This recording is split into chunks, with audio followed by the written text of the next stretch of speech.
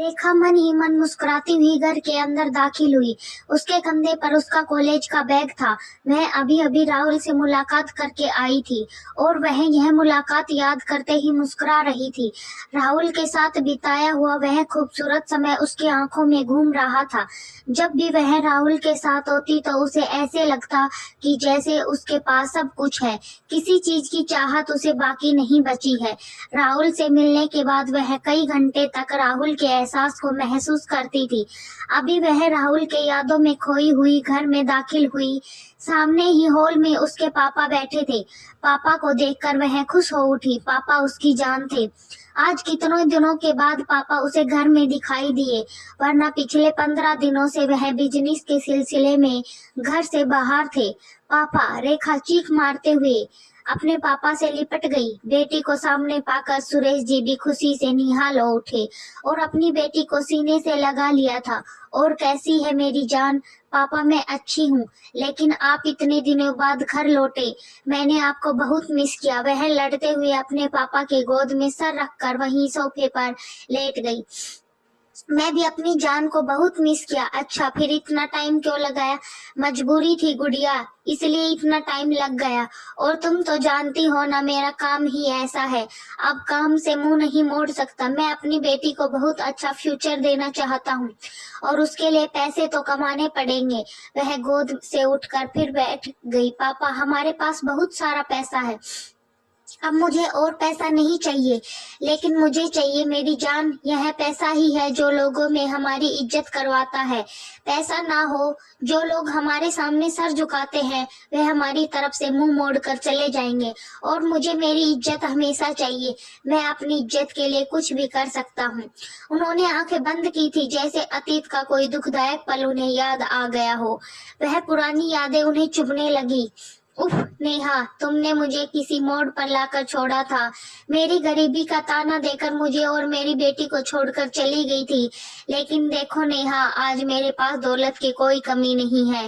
दौलत की भूख तुम्हारी बेवफाई ने मेरे अंदर इस कदर भर दी, मुझे अब दौलत के सिवा कुछ दिखाई नहीं देता। इसी दौलत की खातिर तुम मुझे छोड़कर चली गई थी। लेकिन देखो, आज आज मैं इस शहर का जाना माना अमीर उद्योगपति हूँ, जिसके पास किसी चीज की कमी नहीं। वह धीरे से बड़बड़ा आए थे। रेखा ने चौंक कर अपने पापा की तरफ देखा। पापा, आर यू ओके? पापा, जाओ, जाकर फ्रेश हो जाओ, मैं शांति से कहकर तुम्हारे लिए कुछ खाने को भिजवाता हूँ। रेखा खुशी खुशी अपने कमरे में चली गई।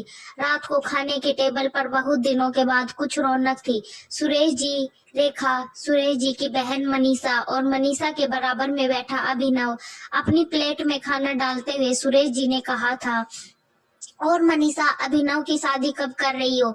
उन्होंने एक नजर अभिनव पर डालते हुए कहा था, जिसकी उम्र अभी लगभग 32 साल हो गई थी, लेकिन शादी का अभी तक कोई अता पता नहीं था।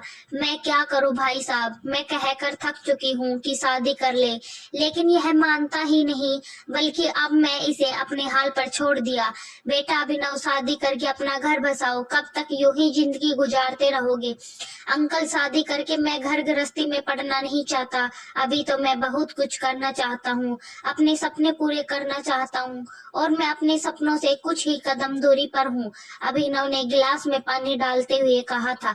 अभिनव, तुम्हें जो सही लगे वह तुम कर सकते हो, हम तुम पर किसी भी तरह का जोर दबाव डालने का हक नहीं रखते। जितना तुम्हारे लिए कर सकते हैं उतना ही कर रहे हैं। लेकिन बेटा, शादी भी जरूरी है, अकेला इंसान कब तक अकेला जी सकता है? उन्हें अपनी जिंदगी का अकेलापन दासने लगा था और वह यह बात अच्छे से जानते थे। उन्होंने सिर्फ अपनी बेटी के खातिर अभी तक नेहा के बाद दूसरी औरत के बारे में नहीं सोचा था। अभिनव ने दुख के साथ सामने बैठे सुरेश को देखा था। अंकल, ऐसी बातें तो ना करें, आपने मेरे लिए इतना कुछ किया है, आपका मेरे ऊपर बहुत हक है। सबसे बड़ी बात, चाची ने मुझे माँ का प्यार दिया। माँ बाप मरने के बाद चाची ने मुझे बिल्कुल अपने सगे बेटों की तरह पाला। उसने मनीषा जी की तरफ देखते हुए कहा। अभिनव मनीषा जी के देवर का बेटा था। मनीषा जी की शादी को 15 साल हो चुके थे, लेकिन उन्हें कोई औलाद नहीं थी। उनके छोटे देवर का एक ही बेटा था, बस अभिनव। उसे अपनी गोद में लेकर ममता की प्यास बुझाती थी, लेकिन उनके ऊपर एक कयामत टूटी। अभिनव का का 5वां बर्थडे था। मनीषा जी के पति अभिनव की माँ और पापा को लेकर उसके लिए बर्थडे गिफ्ट लेने जा रहे थे। मनीषा जी अभिनव को साथ लिए घर पर ही रुक गई थी, क्योंकि उस दिन सर्दी बहुत ज्यादा थी और अभिनव की थोड़ी तबीयत सी भी खराब लग रही थी। लेकिन वह तीनों फिर वापस लौट कर नहीं आ सके। रास्ते में उनका खतरनाक एक्सीडेंट हुआ। एक्सीडेंट इतना खतरनाक था कि तीनों मौके पर ही दम तोड़ चुके। अनीता जी की तो दुनिया ही उजड़ गई थी। रो रो कर उनका बुरा हाल था, लेकिन उनके भाई सुरेश ने उन्हें संभाला था। फिर उन दोनों को अपने घर ले आए। तब से मनीषा जी अभिनव को गले लगाए अपने जिंदगी के दिन कट रही थी। धीरे धीरे जिंदगी के दुख पर धूल पड़ने लगी और वह अभिनव के साथ अपना मन लगाने लगी। अभिनव बहुत ही खामोश रहने वाला बच्चा था, बस अपनी पढ़ाई में लगा रहता। उसकी उम्र भी लगभग 32 साल हो चुकी थी, लेकिन शादी के नाम से दूर भागता था। कुछ वह अलग मिजाज का भी था, चुप रहने वाला, लेकिन घड़ी की सुइयों के हिसाब से काम करने वाला। जितना चुप उतना ही गुस्से वाला भी था। अगर एक बार गुस्सा आ जाता तो वह नहीं देखता उसके सामने कौन खड़ा है, और यह और उसका गुस्सा पूरे मोहल्ले में मशहूर हो चुका था।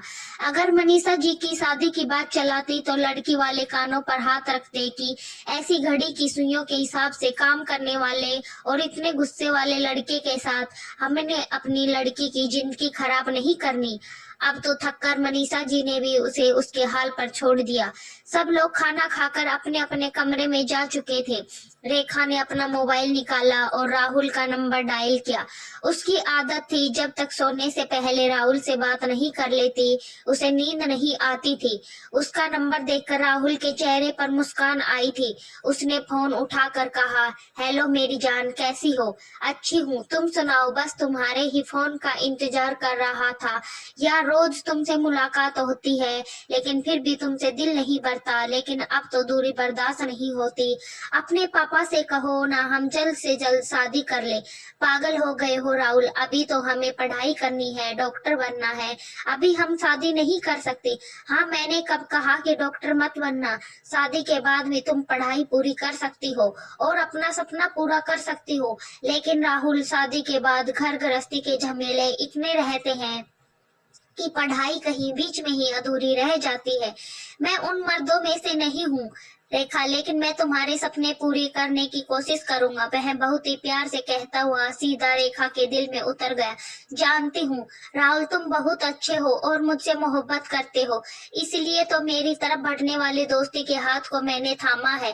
बहुत देर तक दोनों एक दूसरे से बातें करते रहे और कल फिर मिलेंगे और गुड नाइट कहकर फोन काट दिया। कितनी ही देर तक रेखा राहुल की यादों में खोई रही और उसी की यादों में खोई खोई नींद की गहरी यादों में उतर गई। अगले दिन रेखा कॉलेज गई तो राहुल उसका गेट पर इंतजार कर रहा था, जिसकी हमेशा से आदत थी। कॉलेज में सबसे पहले दोनों एक दूसरे से मुलाकात करते, उसके बाद ही अपनी अपनी क्लास में जाते थे। एक पीरियड लेने के बाद ही राहुल रेखा के सामने खड़ा था। यार चलो ना, बहुत दिन हो गए हैं, तुमसे एक अच्छी सी मुलाकात नहीं हुई। आज एक रेस्टोरेंट में चलते हैं, अच्छी सी कॉफी पिए और बहुत अच्छा टाइम एक दूसरे के साथ बिताएंगे। पागल हो गए हो क्या राहुल? कल ही तो मैं तुमसे मिली थी ना पार्क में। हाँ यार, लेकिन पार्क में मिलकर दिल नहीं भरा था और रेखा का खुद का दिल कर रहा था राहुल से मिलने के लिए, और इसलिए वह खुशी खुशी उसके साथ एक रेस्टोरेंट में चली आई थी। राहुल ने कोने वाली सीट अपने लिए बुक कराई थी। आसपास का माहौल बहुत शांत था। रेस्टोरेंट में इस वक्त बहुत कम लोग थे। राहुल उसके हाथों को थामते हुए उसके हाथों पर अपने होठ रख चुका था, जबकि रेखा ने एक झटके से अपने हाथ पीछे खींचे। राहुल, यह क्या कर रहे हो? कोई देख लेगा। वह एकदम घबराई सी, चेहरा पसीने से तर हो चुका था। सफेद रंगत लाल टमाटर जैसी होने लगी थी, लेकिन राहुल ने उसके हाथ को नहीं छोड़ा, बल्कि उसके कांपते वजूद को देखते हुए उसके चेहरे पर शरारत उभर आई थी। वह बड़े ही दिलचस्प अंदाज से उसे देख रहा था। चेहरे पर एक शरारती मुस्कान सजाकर कहने लगा, नहीं देखो, इतनी आसानी से तो आज तुम्हें नहीं छोड़ने वाला। जैसे जैसे वह बोल रहा था, रेखा दिल तेजी से धड़क रहा था। इतनी ही देर में राहुल अपनी कुर्सी छोड़कर उसके बराबर वाली कुर्सी पर आकर बैठ चुका था और अपना हाथ उसके कंधे पर रख चुका था, जबकि उसकी इतनी संगत पाकर रेखा का दिल जोरों से धड़कने लगा। राहुल और रेखा के बीच ऐसा पहली बार हो रहा था कि राहुल उसके इतने करीब आया था। इससे पहले तो वह हमेशा उसे दूर दूर से ही बातें करता था, ज्यादा से ज्यादा उसका हाथ पकड़ लेता था, लेकिन आज उसके इतने करीब कि राहुल के पास से उठती तेज परफ्यूम के महक उसे अपने नाक में महसूस हो रही थी। पहली बार उसे किसी मर्द ने इस तरह छुआ था। यह एहसास उसे अंदर ही अंदर अपने रोम में उतरता महसूस हो रहा था। दिल में नए जज्बात जन्म लेने लगे, लेकिन यह मौका ऐसा नहीं था कि राहुल उसके इतने करीब आता। अगले ही पल वह कांप उठी जब राहुल के हाथ शरारत करते हुए उसके गर्दन से उसके होठों तक चुके थे। यह उसके नाजुक से लबों पर अपनी उंगलियां फिराते हुए मदहोश होने लगा था। रेखा, आज जज्बात को ज्यादा ही बेकाबू है।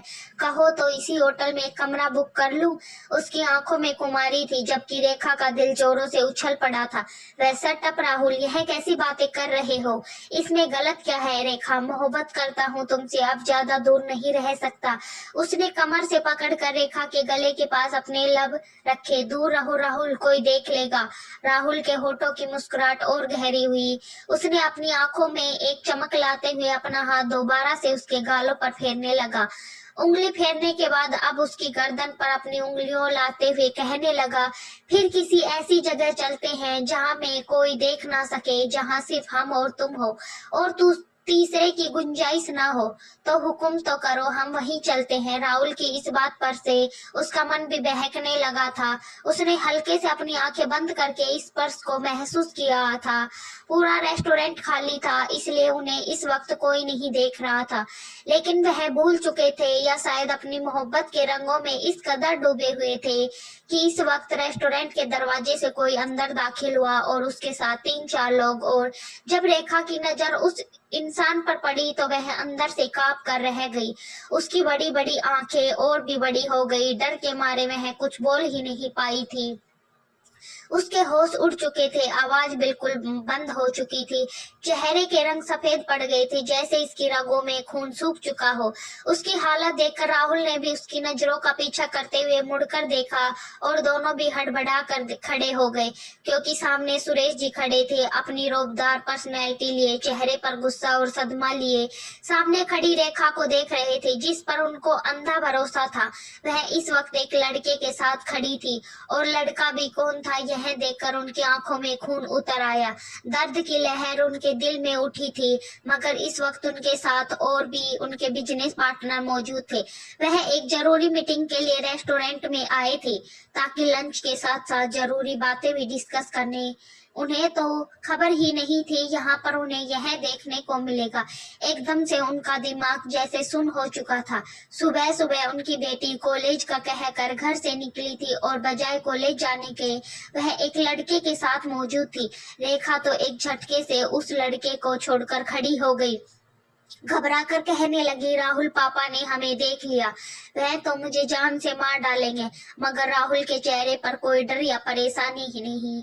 वह बहुत ही कॉन्फिडेंस भरे अंदाज में बोला, मेरे साथ बाहर चलो, सब कुछ ठीक हो जाएगा। वह उसका हाथ पकड़कर उसके बाप के सामने से ऐसे निकल कर चले गए जैसे वह बिल्कुल अनजान हो।